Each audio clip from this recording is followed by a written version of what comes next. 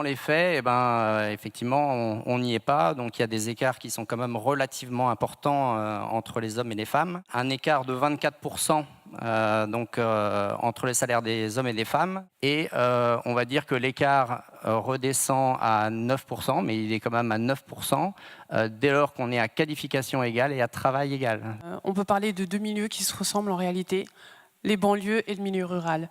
Parce que quand on cumule, on va dire, des facteurs qui restent des facteurs discriminatoires, c'est très compliqué d'accéder au travail.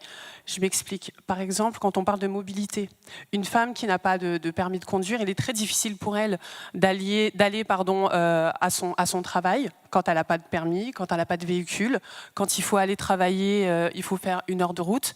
Ça reste complexe. Au niveau des crèches, c'est la même chose. Il y a très peu de crèches dans les milieux ruraux. Alors, en milieu urbain, dans nos banlieues, il y en a, mais la priorité, bien évidemment, n'est pas pour les femmes seules, les familles monoparentales ne sont pas prioritaires. La complexité, c'est qu'une femme qui est à la recherche d'un emploi ne peut pas mettre son enfant à la crèche parce qu'elle n'a pas d'emploi. Un exemple très, très clair, c'est que tout se joue entre 30 et 40 ans. Comme disaient les personnes qu'on rencontrait.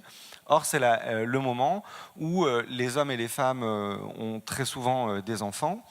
Or, les hommes vont bénéficier, pour reprendre l'expression de l'un d'eux, d'une femme exceptionnelle, donc d'une conjointe qui saura mettre en retrait, voire entre parenthèses, sa carrière professionnelle pour s'occuper généralement des enfants, tandis que pas de manière générale évidemment, mais à ce titre, les femmes ont moins souvent des hommes exceptionnels dans leur vie. Si des femmes blanches, cinéastes, qui travaillent, qui sont avocates, qui sont prestigieuses, parce que les jeunes filles que je côtoie voient comme ça toutes ces femmes qui prennent la parole pour dire haut et fort qu'elles ont été victimes.